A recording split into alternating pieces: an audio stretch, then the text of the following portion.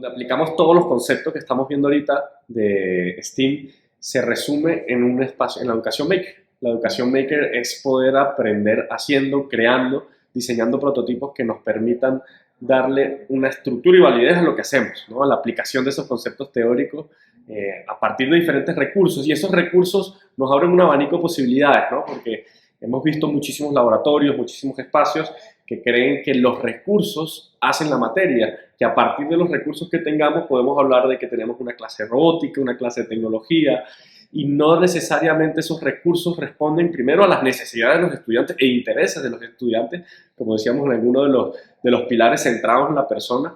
Tenemos que ir a entender cuáles son esos intereses y las necesidades que responden a la situación también del entorno, a la industria 4.0, que hablábamos al inicio de este curso, de cómo el objetivo de aplicar este enfoque STEAM es preparar a los estudiantes en torno a la revolución industrial 4.0. Entonces estos recursos tienen que responder a dos cosas, ¿no? En la educación maker, cuando hablamos de crear prototipos, contamos con variedad de recursos, desde recursos abiertos, madera, plástico, aluminio, material reciclable que tenemos nosotros en todas partes, a recursos tecnológicos un poco más sofisticados.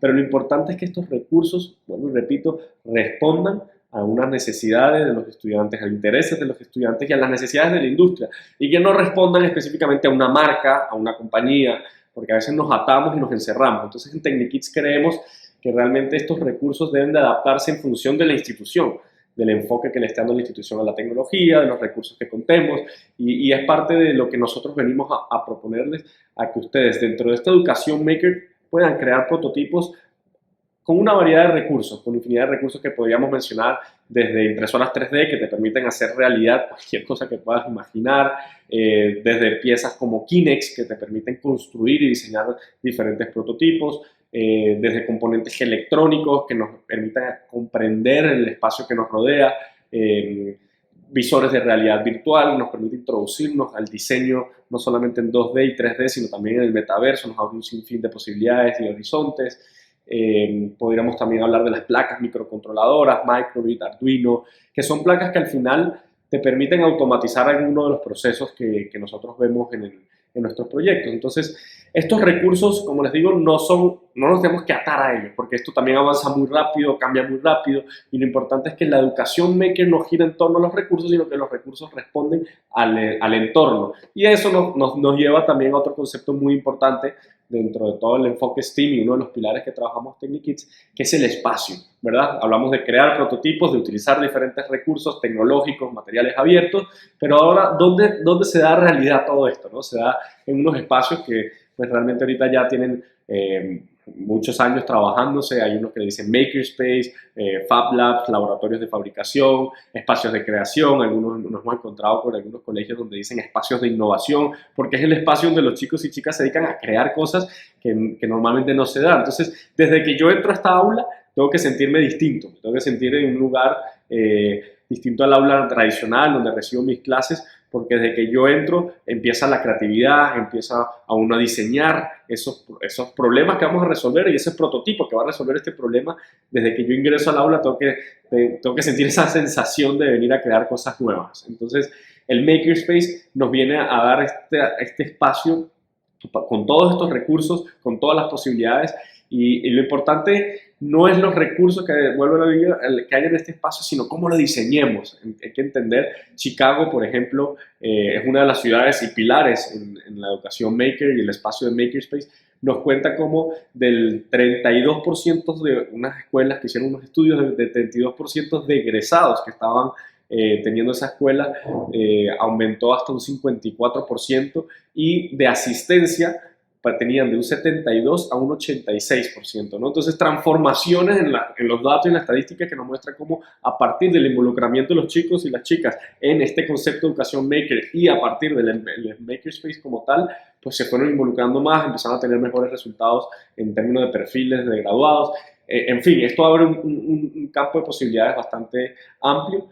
Y nosotros en Technikids, ¿cómo pensamos este espacio? Yo creo que algo que nos distingue es que cuando entran a un Makerspace diseñado y trabajado por Technikids, la gente lo identifica. ¿Por qué? Porque hay 4 grandes áreas que nos permiten trabajar todo este concepto que vamos a ver en esta unidad, que primero es la zona de Design Thinking, una zona de diseño, de creación, de lluvia de ideas, donde los chicos pueden hacer realidad y empezar a ver cómo solucionar este X o Y problema que van a trabajar. Luego la zona de investigación, tenemos que conocer qué hay ya hoy en el mercado que venga a resolver esta problemática, que han trabajado otros países, con qué recursos, con qué materiales, cómo puedo yo pensar en un prototipo a partir de lo que ya existe. No es por copiar, sino que tomar como referencia para ahí empezar a crear y diseñar cosas nuevas, ¿no? Luego la tercera zona que tienen nuestros espacios maker es la zona de creación, una zona donde los chicos ya tienen un espacio amplio para hacer estos prototipos, crearlos. Algo muy importante es la adaptabilidad y la movilidad del espacio, porque el espacio no debe ser fijo, no debe ser rígido, que responda a un solo tipo de proyecto, sino que puede adaptarse el mismo, puedan moverse las mesas y sobre todo también que respondan a necesidades ergonómicas. Muchas veces los colegios no cuentan con muchos laboratorios y por lo tanto tenemos que pensar en un único laboratorio que responda a las necesidades ergonómicas de chicos desde primer grado hasta 11º. Entonces que puedan adaptarse el tamaño de las mesas, el tamaño de las sillas, ese espacio de creación que se sienta bien cómodo para ellos. Y lo último, y que para mí es una de las cosas más importantes y más lindas del concepto de cómo trabajamos nosotros la educación maker y el makerspace en Technikids, es la divulgación, ¿verdad? Porque en torno a este espacio, que efectivamente es un espacio lindo, con recursos, con variedad de recursos y demás, pero que no, el espacio en sí solo no representa o no tiene el valor que tiene cuando nosotros trabajamos en comunidad. Hay una frase que nosotros ponemos en todos los makerspace que diseñamos y hacemos que dice "Come for the tools, stay for the people", porque al final en torno de estos espacios y estos proyectos que estamos realizando y que estos problemas que estamos resolviendo, tiene que haber una comunidad. Y cuando me refiero a comunidad, no solamente es los estudiantes, sino estudiantes, docentes, padres de familia. La riqueza del espacio maker y de todo este movimiento gira en torno a la comunidad.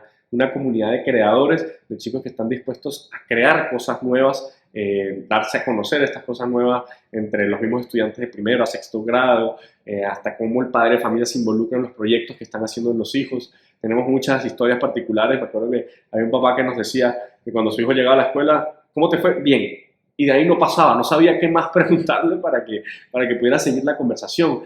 La cultura del makerspace le dio la oportunidad a que su conversación con el hijo fuera: ¿qué hiciste hoy? ¿Qué creaste?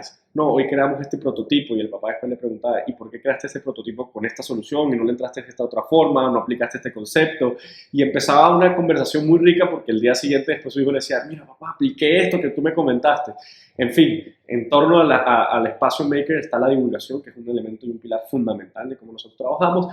Entonces, que cuenten con todas las herramientas, pues también que respondan a las necesidades y los intereses que decíamos ahora los estudiantes, tanto que les gusta TikTok, Instagram y demás, que puedan dar a conocer los proyectos. Una comunidad de un centro educativo donde estén implícitos los padres, estudiantes y docentes, ¿no? Entonces, estas son parte de las características de lo que es el movimiento maker, de la educación maker y el sinfín de posibilidades que abre cuando un centro educativo cuenta con todas las herramientas y los recursos y la capacitación del personal docente para que puedan, como veremos más adelante en este capítulo, pues hacer esos proyectos transdisciplinarios, donde se puedan unir diferentes asignaturas, ciencias, física, matemática, biología, en un solo lugar a partir de la utilización de diferentes recursos y podamos crear y resolver muchísimas problemáticas en conjunto, que los chicos aprendan haciendo y creando.